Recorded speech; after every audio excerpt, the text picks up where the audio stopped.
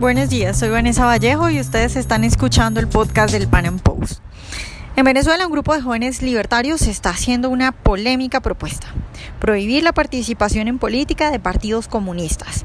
En el podcast de hoy vamos a hablar de esta propuesta que ellos fundamentan en la paradoja de la tolerancia, escrita por Karl Popper, y que muchos en principio pueden creer que es una locura, pero cuando se analiza pues puede tener varios puntos que son válidos, como por ejemplo que yo no creo que si la mitad más uno vota que yo me debo morir de hambre en el socialismo, pues entonces yo tenga que estar condenado a muerte. Pero además en nuestro podcast también vamos a hablar de algo muy interesante, y es cómo sería un proceso de transición en Venezuela. Es decir, se tumba Maduro y ¿qué sigue? ¿Qué se hace? Y este tema pues pasa por el polémico asunto que se debate por estos días de si hay dictaduras menos malas o necesarias en ciertos momentos. Nuestro invitado de hoy, que con su equipo ha hecho todo un plan para cuando llegue ese día, asegura que el proceso de transición de Venezuela necesariamente debe estar acompañado de mano dura, por lo menos al inicio. Nos va a explicar por qué. Nuestro invitado es Eugenio Guerrero, periodista en el ámbito de la economía política y investigador, escritor y director de proyectos y políticas públicas de Rumbo Libertad. Eugenio, buenos días y muchas gracias por estar hoy con nosotros en el Pan Am Podcast. Muchas gracias a ustedes, muchas gracias a ti, Vanessa. Es un placer compartir con ustedes. Bueno, Eugenio, pues por estos días en redes sociales he visto mucha gente comentando acerca de una propuesta del movimiento libertario Rumbo Libertad, que digamos se conoce o lo conocemos por esta región, sobre todo por jóvenes como Roderick Navarro, ¿no? Y lo que se está comentando en redes es una propuesta de ustedes de prohibir el comunismo. Pero entonces quiero empezar pidiéndote que definamos esa propuesta, porque pues prohibir el comunismo es algo, digamos, muy amplio. Entonces, específicamente, ¿qué es lo que quieren prohibir ustedes? ¿Que alguien diga que es comunista, los partidos comunistas, o que los comunistas lleguen al poder, o qué específicamente? Sí, e incluso, bueno, para muchas personas les resultará paradójico que nosotros, siendo un movimiento libertario, proclamemos o tratemos o promovamos una prohibición en este caso, ¿no? Pero el tema es el siguiente. Nosotros, bueno, primero, para adelantar en tu pregunta, nosotros nos referimos a la participación política dentro del universo de partidos políticos. Eso en primer lugar. Y en segundo lugar, lo que sería la propaganda comunista y el financiamiento a organizaciones que promuevan el comunismo como tal. Eso es lo que nosotros promovemos. Nosotros no promovemos que una persona libremente quiera defender sus ideales, ser académico, incluso enseñar marxismo, porque es importante tener diversidad dentro de las universidades y las doctrinas políticas, y nosotros no nos negamos a eso, pero en lo absoluto. Lo que nos negamos es que participen dentro del espacio democrático, donde los partidos que coexisten respetan la existencia y la divergencia dentro del universo de las diferentes doctrinas políticas, ya que el comunismo atenta contra esta propia diversidad y pone en peligro la tolerancia. Ya, y cuando tú hablas, porque hablas de propaganda, ¿te refieres a qué tipo de propaganda? Porque es que cualquier cosa puede ser propaganda, ¿no? Sí, nos referimos a propaganda que sea con fines políticos de llegar al poder. Nos referimos a propaganda que por lo menos haga apología al genocidio, por ejemplo, que promueva el exterminio de lo que llaman la clase antagónica, que promueva el odio a través de la apología a por lo menos genocidas como Lenin, en este caso como Stalin, como Pol Pot, como Mao. A eso es a lo que nos referimos, siempre con fines políticos para poder conquistar y llegar al poder. A eso es lo que se refiere la propuesta como tal. Ok, bueno, entonces ahora voy a ser de abogada del diablo y te voy a preguntar lo que seguramente les preguntan siempre que leen esto, y es, ¿no creen que esto es autoritario? ¿No creen que esto es una dictadura? Es decir, si alguien quiere irse a un suicidio colectivo, que es lo que yo creo que es el socialismo, ¿por qué prohibirle que lo haga? Bueno, porque el problema es lo siguiente, y aquí cuando nosotros pensamos en prohibir el comunismo, nosotros nos basamos en ideas totalitarias y autoritarias, sino nos basamos en una persona, en este caso el filósofo de la ciencia quizás más importante del siglo XX, se llama Karl Popper, con respecto a lo que él llamó la paradoja de la tolerancia. Y él, en esta paradoja de la tolerancia, establecía lo siguiente: decía que cuando en el discurso público se hacía imposible o sumamente difícil poder contrarrestar el ascenso de doctrinas totalitarias e ideologías totalitarias, se reclama en nombre de la tolerancia el derecho a no tolerar a los intolerantes. ¿Pero por qué? Porque cuando tú quieres proteger la libertad y el espacio de participación política, o sea, la afirmación de lo político en contraposición a lo que es la negación de la existencia de la diversidad, entonces nosotros lo que hacemos es prohibir no solamente el comunismo como idea totalitaria, sino cualquier forma de totalitarismo o colectivismo que impida que el ejercicio político, en sus términos conceptuales, sea ejercida de manera libre. ¿Okay? A eso es a lo que nos referimos nosotros. Entonces, para culminarte la idea, entonces cuando las personas dicen, bueno, pero ¿será que ustedes son muy autoritarios porque niegan una idea? No, lo que negamos es una idea, en este caso, o tratamos de prohibir una idea con respecto al comportamiento político dentro de la aspiración al poder político en un universo democrático, porque los fines que se propone el totalitarismo es la destrucción gradual de lo que serían las instituciones republicanas que defienden la vida, la propiedad y la libertad.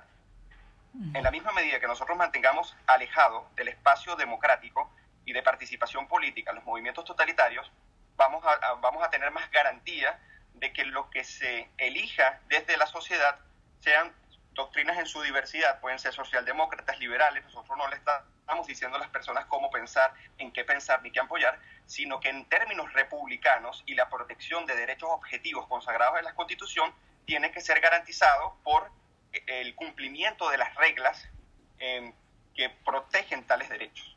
Un partido político que no asume las reglas, no respeta las reglas y está dispuesto a eliminarlas en el momento que es poder, o al momento que llega al poder, entonces simplemente es totalmente contrario. Entonces aquí la tolerancia entraría en una paradoja y la idea es evitar eso.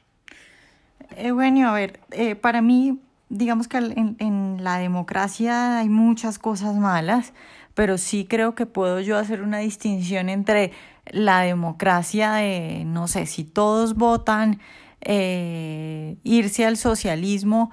Y pues yo, que soy la que voté que no, me toca que acogerme a eso y aguantarme lo que están viviendo, por ejemplo, ahora los venezolanos. Y otra democracia sería, bueno, que algunos voten y que esos que ganaron, pues simplemente ellos se separen y hagan eso y los otros no se vean afectados. Evidentemente el problema que tenemos ahora es que con un presidente pues sucede lo que sucedió en Venezuela, que si la mayoría vota socialismo, pues los otros se van a tener que aguantar eso y se van a morir de hambre. Pero ustedes, cuando pensaron en esta idea de prohibir esto, ¿no tuvieron en cuenta, por ejemplo, la propuesta de Mises para solucionar estas cosas con secesión? Es decir, porque a mí sí me parece que, es decir, yo no estoy de acuerdo con eso de que, bueno, si el 50% más uno vota que yo me voy a morir de hambre y que me van a esclavizar, yo me tengo que quedar de brazos cruzados. Pero la propuesta de ustedes sería como les prohíbo a la gente que se pueda organizar y vivir en una comuna socialista dentro de mi país. ¿No pensaron en esa propuesta de Mises de secesión que les permitiría a algunos que si quieren suicidarse colectivamente, pues lo hagan? Mire, lo que pasa es que Mises tiene varias lecturas. Una de esas es la que le estás dando y es bastante apropiada, e incluso me parece que la interpretación está totalmente exacta. Pero incluso Mises, en otros libros, como es Gobierno Omnipotente y Human Action, él logra hablar ya de un proceso civilizatorio de Occidente como tal y la defensa de valores universales que se promueven dentro del modelo de república de las democracias occidentales. Ahora, con respecto a lo que me comentas, que ya es como la tesis minarquista por excelencia del derecho a adherirse, pero también a simplemente secesionarse de lo que sería el contrato político que define una constitución, una república, nosotros no lo hemos hasta el momento contemplado, para serte sincero, dentro de los proyectos de Rumbo Libertad, pero siempre es una opción viable, en el sentido de que, porque las democracias que promueven cuando ocurre este suicidio colectivo que tú comentas, bueno, es un crimen político sin castigo. Al final de cuentas, las personas que son responsables directamente de haber elegido y reelegido y apoyar hasta el final a criminales que apoyan el genocidio y que lo ponen en práctica, como hoy en día ocurre en el país, entonces simplemente se lavan las manos. Entonces dicen, bueno, entonces voto con los pies. Entonces ya como no me gusta me voy, pero ya el daño está hecho.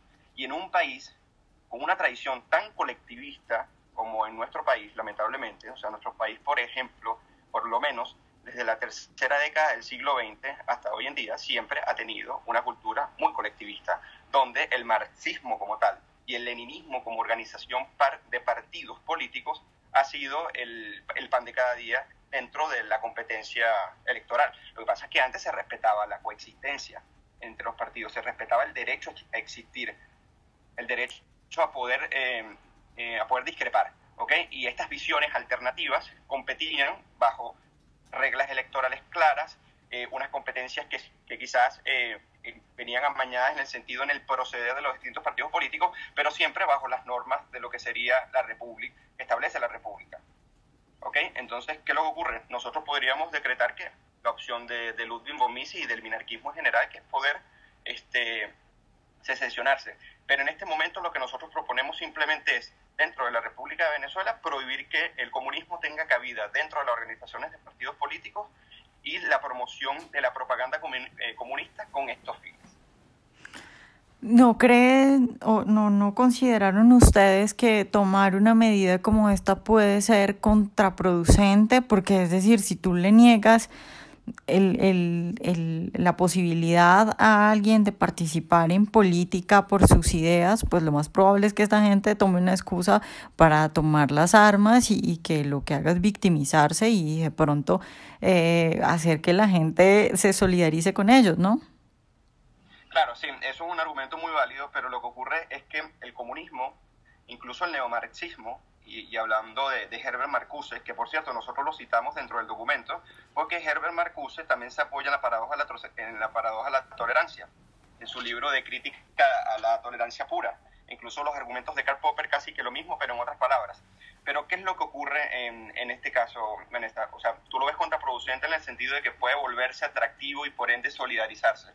Bueno, simplemente, si un movimiento es antipolítico, si un movimiento no promueve o simplemente no respeta el derecho a existencia a otro, porque el marxismo claramente, como todos sabemos, y el comunismo como etapa, plantea la negación total del antagónico, o sea, la supresión de lo político en términos ya platónicos. Entonces, simplemente, ¿por qué participar en el ejercicio político si no crees en la política la ves contraproducente justo para lo que sería la organización social? Porque el marxismo como tal lo ve y lo vislumbra como maniqueo, o sea, simplemente o existe una clase que tiraniza a la otra por medio de la dictadura del proletariado, o simplemente no existe una especie de finalismo dentro del proyecto profético marxista. No sé si me entiendes. Entonces, si las personas se solidarizan, al final de cuentas, eso siempre puede ocurrir y ha ocurrido. El tema es que los comunistas han visto que por la democracia pueden obtener muchísimos más beneficios, llegar de una muchísima mejor forma e incluso establecer proyectos a largo plazo que salgan más allá del economicismo, sino cambios culturales. ¿Me entiendes? Entonces nosotros estamos tratando de cerrarle esa puerta para que ellos puedan, mediante el Estado, interferir institucionalmente y modificar el rumbo de la sociedad a través de la coacción estatal, prohibiendo o, en este caso, promocionando el conflicto existencial. Eugenio, evidentemente esto sería un proyecto a muy largo plazo porque pues en este momento no van a lograr nada de eso. Claro. Pero hablemos un poco entonces, aprovecho que te tengo para hablar de lo que está pasando en este momento y del corto plazo en Venezuela. ¿Hay alguna posibilidad para ti de que sin intervención extranjera Venezuela pueda salir de la situación en la que está? Mira, no, decir que Venezuela puede salir pacíficamente cuando lo que detenta el poder es una narcotiranía, es muy difícil, es sumamente complicado. Incluso nosotros somos de los que quizás no promovemos directamente, pero sí apoyamos una intervención humanitaria y, si es posible, militar, para que nos ayude a sacar en este caso a la narcodictadura del poder, que es el principal objetivo. ¿Okay? Incluso nosotros no promovemos escenarios electorales, sino que estamos totalmente en contra del escenario electoral, porque lo que hace es oxigenar y limpiarle la cara al régimen para poder relegitimarse y tratar de revertir los efectos que tienen las sanciones económicas contra lo que llaman en Venezuela la boliburguesía. Son aquellos dirigentes del Partido Socialista Unido de Venezuela que se han enriquecido a costa del robo del erario público.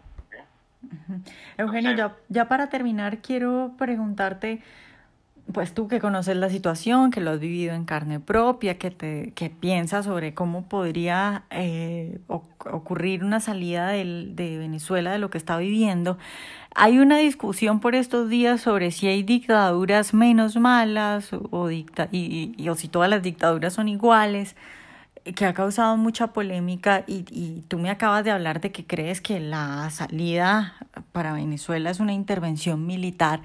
¿Cómo sería un proceso para lograr sacar a Maduro del poder? Porque es que, a ver, tenemos a Maduro, tenemos luego a su séquito, tenemos luego hasta gente como los grupos estos de choque, ¿cómo es que se llaman? Los paramilitares de allá. Los colectivos.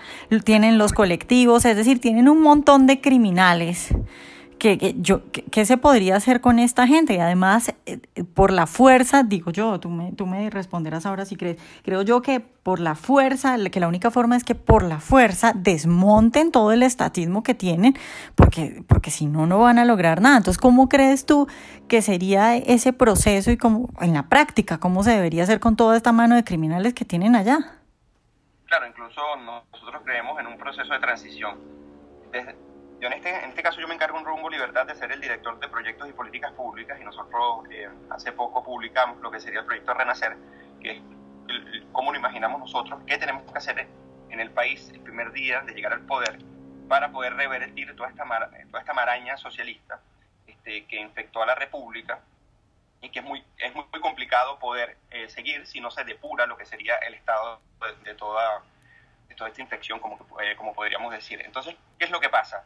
Es difícil hacerlo, como bien dices, bajo la regla democrática de la mayoría, en términos de que esto va a depender simplemente de quiénes gobiernen o quiénes no, sino ya dependen de proyectos que van muchísimo más a largo plazo, que son muchísimo más amplios, y que definitivamente hay que desplazar de la política y de lo político a un grupo que se ha encargado de promover el crimen.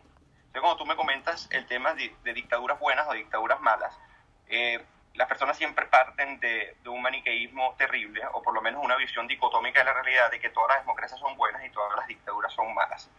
Entonces, incluso cuando la democracia degenera en esta oclocracia o una tiranía de la mayoría, llega a ser igual o hasta peor que lo que podría llamarse una dictadura tradicional. Además que las personas terminan confundiendo, al final de cuentas, que una dictadura es lo mismo que una dictadura totalitaria, o que una dictadura, en este caso, que se maneje en el sentido institucional, como se hizo en Chile. O sea, quienes generaron el cambio en Chile por medio de en lo que podría llamarse en la dictadura de Pinochet, fueron civiles. Los civiles tomaban las decisiones más importantes para poder arreglar todo el desastre que provocó Salvador Allende.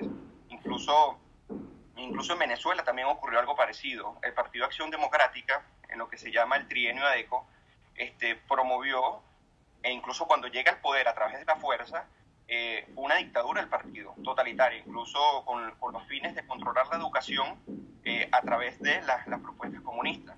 Y fue el elemento armado, en este caso, lógicamente luego se extendió de manera contraproducente, pero fue el brazo armado el que tomó el poder y puso orden. ¿Okay? En este caso nosotros creemos que primero la salida no es pacífica, y segundo, un periodo de transición necesita muy mano dura, porque hay que, en este caso, castigar a las personas que infligieron un daño terrible e inconmensurable a la República y a la sociedad, y para ello es muy difícil hacerlo bajo las premisas de que estamos en una especie de estabilidad democrática y que las decisiones son fácil tomarlas, cuando nosotros ni siquiera tenemos existencia de instituciones que garanticen la vida, la libertad y la propiedad. Ojalá hayan disfrutado nuestra entrevista de hoy. Recuerden seguirnos en nuestro canal de YouTube y en nuestras redes sociales, y nos vemos en un próximo Pan Am Podcast.